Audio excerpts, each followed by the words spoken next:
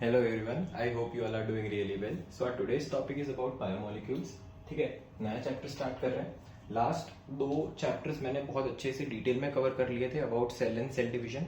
ठीक है, तो बायोमोलिक्यूल्स का चैप्टर स्टार्ट करने से पहले तुमको मतलब ये समझ होनी चाहिए कि बायोमोलिक्यूल्स का मतलब क्या. तो जो भी ऑर्गेनिक कंपाउंड्स या जो भी ऑर्गेनिक चीजें अपनी बॉडी में प्रेजेंट है उसको अपन बायोमोलिक्यूल्स बोलते हैं. Organic compounds in the living organisms. ठीक है, अब ये जो ऑर्गेनिक कंपाउंड्स हैं वो ऑर्गेनिक कंपाउंड अपनी बॉडी में करेंगे क्या.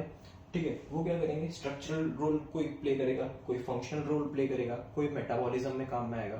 तो जितने भी कंपाउंड, जितने भी एलिमेंट्स, जितने भी चीजें ऑर्गेनिक कंपाउंड्स जो अपनी बॉडी में स्ट्रक्चरल, फंक्शनल एंड मेटाबॉलिज्म का काम करते हैं उसको अपन बायोमोलिक्यूल्स बोलते हैं. ठीक है, ये जो कंपाउंड होंगे वो मेनली किसके बने हुए हैं, carbon, hydrogen, oxygen, nitrogen, phosphorus, sulphur, ये सब चीज हो गए. ठीक है, तो अब बायोमोलिक्यूल्स में तुमको बायोमोलिक्यूल्स को सबसे पहले अपन ये वीडियो में अपन बायोमोलिक्यूल्स को इजीली मतलब कैसे तुम ब्रेक डाउन कर सकते हो, कैसे इजीली उसको सेग्रीगेट कर सकते हो, क्लासिफाई कर सकते हो, वो चीजें देखेंगे. ठीक है, तो कोई भी मॉलिक्यूल लिया तुमने, ठीक है, मॉलिक्यूल को ट्राइक्लोरोएसिटिक एसिड में डालो. ट्राइक्लोरोएसिटिक एसिड में मॉलिक्यूल को डालने के बाद उसको तुम एक फिल्टर के ऊपर से पास करो. ठीक है, थोड़े सब्सटेंसेस, थोड़े मॉलिक्यूल्स ऐसे होंगे जो फिल्टर आउट हो जाएंगे. जो छोटे मॉलिक्यूल्स हैं वो सब फिल्टर आउट हो जाएंगे. ऐसे मॉलिक्यूल्स छोटे हैं इसलिए उनको बोलते हैं माइक्रो मॉलिक्यूल्स. ठीक है, इनका साइज छोटा है. ठीक है, जस्ट बिकॉज इनका साइज छोटा है तो इनका जो मॉलिक्यूलर मास होता है that is between 18 to 800 Dalton's. ठीक है, फिल्टर आउट हो गए क्योंकि छोटे थे इसीलिए इनका मॉलिक्यूलर मास भी कम है. ऐसे सब्सटेंसेस को, ऐसे मॉलिक्यूल्स को अपन बोलते हैं एसिड सेल्युबल पूल. ठीक है, थोड़े सब्सटेंसेस ऐसे होंगे जो बहुत बड़े हैं, ठीक है, वो फिल्टर आउट हो नहीं पाएंगे, उनको अपन बोलते हैं रिटेंटेट. तो रिटेंटेट जस्ट बिकॉज ये लोग अब साइज में भी बड़े हैं, साइज में बड़े हैं तो इनका मॉलिक्यूलर मास भी बड़ा होगा. Molecular mass is greater than 10,000 Dalton's. ठीक है, और ऐसे सब्सटेंसेस को अपन बोलेंगे मैक्रोमोलिक्यूल्स. ठीक है, अब ये फिल्टर आउट नहीं हो पाए इसीलिए इसको बोलते हैं अपन एसिड इनसेल्युबल पूल. तो हुआ क्या, ब्रॉडली अपने बॉडी में जितने भी ऑर्गेनिक कंपाउंड्स थे उसको एसिड में एसिड के साथ रिएक्ट करवाया और एक फिल्टर के साथ रिएक्ट किया. तो जो भी चीजें फिल्टर आउट हो गई उसको अपने ने फिल्ट्रेट बोला. जो भी छोटी चीजें थी वो ऑब्वियसली फिल्टर में से निकल जाएगी तो उसके लिए उसको माइक्रोमोलिक्यूल्स बोलते हैं. 18 to 800 डाल्टन्स का उसका वेट होता है और उसको एसिड सेल्युबल पूल बोलते हैं. जो भी चीजें एसिड में फिल्टर आउट नहीं हो पाई उसको रिटेंटेट बोलेंगे, एसिड इनसेल्युबल पूल बोलेंगे, मैक्रोमोलिक्यूल्स, और उनका मॉलिक्यूलर वेट जो होगा वो ग्रेटर देन 10,000 डाल्टन्स का होगा. ठीक है, अच्छे से डिटेल में समझते हैं. एसिड सेल्युबिलिटी के बेसिस पे अपने ने दो हिस्सों में इसको क्लासिफाई किया. एक था एसिड सेल्युबल पूल और एक था एसिड इनसेल्युबल पूल. एसिड सेल्युबल पूल में क्या हुआ था कि फिल्टर, जो भी चीजें फिल्टर आउट हो गई थी उसको अपने ने एसिड सेल्युबल पूल में रखा था. उसको फिल्ट्रेट बोल रहे थे क्योंकि वो फिल्टर आउट हो गई थी. जो भी चीजें फिल्टर आउट होगी उसका ऑब्वियस सी बात है उसका वो साइज में छोटी होगी इसीलिए फिल्टर आउट हो पाई. साइज में छोटी है इसीलिए उसको माइक्रोमोलिक्यूल्स बोलते हैं. और उनका मॉलिक्यूलर वेट जो होता है वो 18 से 800 डाल्टन्स के बीच में होता है. ठीक है, इसके एग्जांपल्स जैसे कि मोनोसेचराइड्स, जैसे कि एक एग्जांपल हो जाता है ग्लूकोज. ठीक है, अब मोनोसेचराइड्स क्या होता है, ग्लूकोज है. जैसे एक ग्लूकोज एक सिंपल मॉलिक्यूल है. बहुत सारे ग्लूकोज जो होते हैं वो चेन में अगर अटैच्ड हो गए, ठीक है, तो वो पॉलीसेचराइड बनाएंगे. तो पॉलीसेचराइड क्या हो गया, बहुत सारा एक चेन हो गई मोनोसेचराइड की तो एक बड़ा कंपाउंड हो गया. इसलिए पॉलीसेचराइड किस में आएगा, एसिड इनसेल्युबल पूल में आएगा क्योंकि उसका साइज बड़ा है, फिल्टर आउट हो नहीं पाएगा.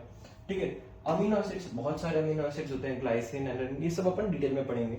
ठीक है, अब अमीनो एसिड्स जो होते हैं वो भी एक सिंपल कंपाउंड है इसलिए वो अकेला अमीनो एसिड है, वो तो एसिड मतलब वो फिल्टर आउट हो जाएगा. अमीनो एसिड्स की भी चेन बनती है, अभी डिटेल में देखेंगे अपन. बहुत सारी लंबी चेन ऑफ अमीनो एसिड्स मिलके एक प्रोटीन बनाते हैं.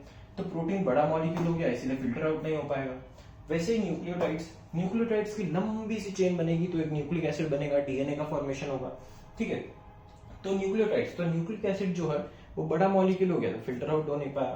ठीक है, न्यूक्लियोटाइड्स फिल्टर आउट हो जाएगा. सोडियम, पोटेशियम, क्लोरीन, ये सब मिनरल्स होते हैं छोटे छोटे, ये सब भी फिल्टर आउट हो जाते हैं.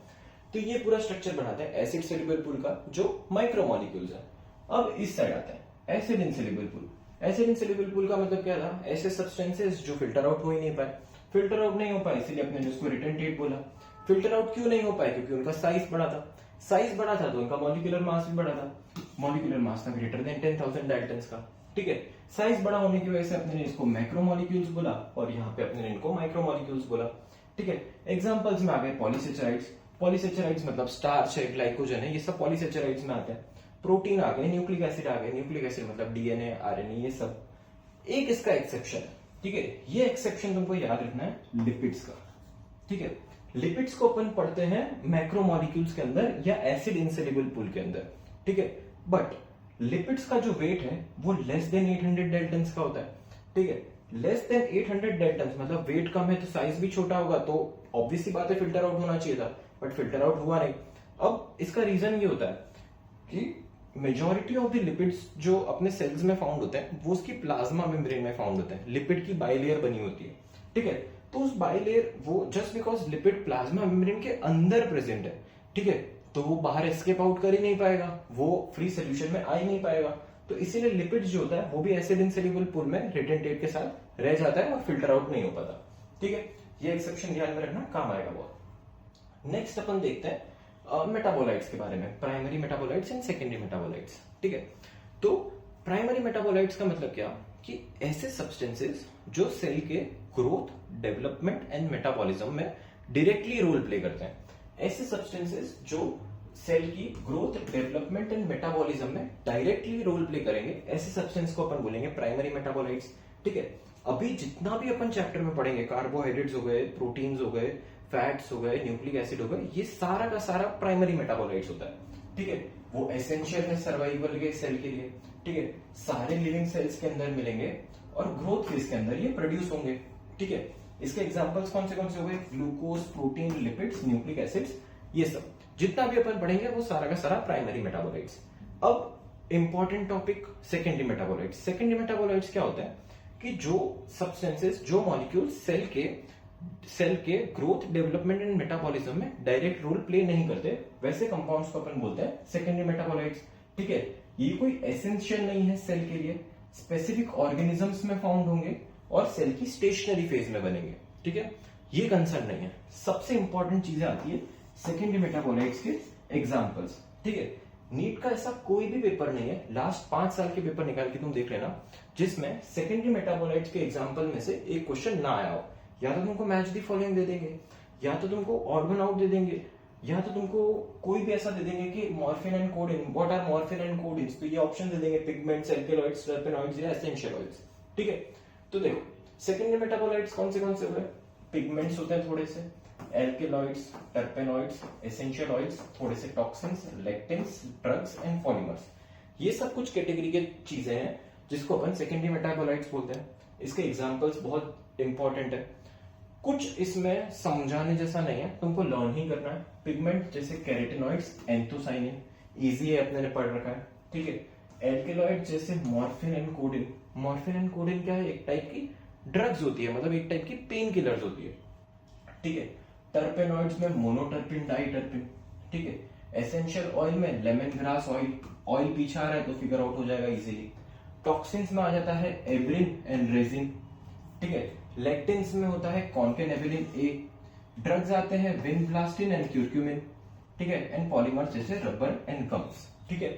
ये जो चार्ट है इसमें से एक एमसीक्यू तुम्हारे एग्जाम में पक्का आएगा, इसको लर्न बाय हार्ट तुमको ये होना चाहिए, ठीक है। नेक्स्ट अपन देखते हैं थोड़ा सा कंपोजिशन सेल का, कि बेसिक कंपोजिशन क्या होता है, सेल किससे बना होता है, ठीक है। सेल जो होता है वो 70 to 90% वाटर से बना हुआ है। जो भी तुम्हारा साइटोप्लाज्म है वो मेनली क्या है? पानी ही है, ठीक है। प्रोटीन्स 10 to 15% सेल्स के अंदर प्रोटीन होंगे, राइबोसोम्स जो प्रोटीन बना रहे हैं। जो भी तुम्हारा स्ट्रक्चर जो भी सेल का बना हुआ है वो प्रोटीन से बना हुआ होता है।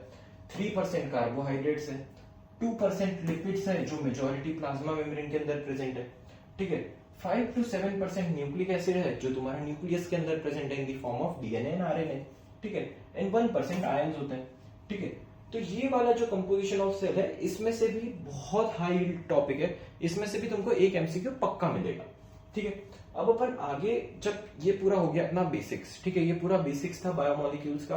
सबसे पहले अपने ने देखे मैक्रोमोलिक्यूल्स क्या होते हैं, माइक्रोमोलिक्यूल्स क्या होते हैं, ठीक है। एसिड सेल्युबल पूल क्या होता है, इनसेल्युबल पूल क्या होता है, ठीक है। प्राइमरी मेटाबोलाइट्स क्या होते हैं, सेकेंडरी मेटाबोलाइट्स क्या होते हैं, ठीक है। अब जब अपन आगे बात करेंगे तो एक एक मैक्रोमोलिक्यूल को इन डिटेल पढ़ेंगे कि वो कैसे बना हुआ है। जैसे कि एग्जांपल ये कार्ब है, ठीक है, कार्बोहाइड्रेट है। तो कार्बोहाइड्रेट में मैंने तुमको बताया ग्लूकोज जो होता है वो एक मोनोमर होता है। अगर ग्लूकोज, बहुत सारे ग्लूकोज एक सिंपल चेन के अंदर अरेंज्ड है, ठीक है, तो वो एक पॉलीमर बनाएंगे। अगर ग्लूकोज जो है अगर स्ट्रेट चेन के अंदर प्रेजेंट है तो उसमें ग्लाइकोसिडिक लिंकेज होगी अल्फा 1,4 की लिंकेज है तो वो स्टार्च बनाएगा। अगर ब्रांच चेन है तो वो ग्लाइकोजन बनाएगा। ये सब अपन डिटेल में पढ़ेंगे। सबसे पहले स्टार्ट करेंगे carbohydrate, then protein, nucleic acid, lipids और एंजाइम्स। सबसे इंपॉर्टेंट पार्ट एंजाइम्स का, ठीक है। तो ये पूरा अपना इंट्रोडक्शन हो गया। नेक्स्ट टॉपिक में अपन देखेंगे कार्बोहाइड्रेट्स इन डिटेल। तो that's it for today's video. Thank you so much.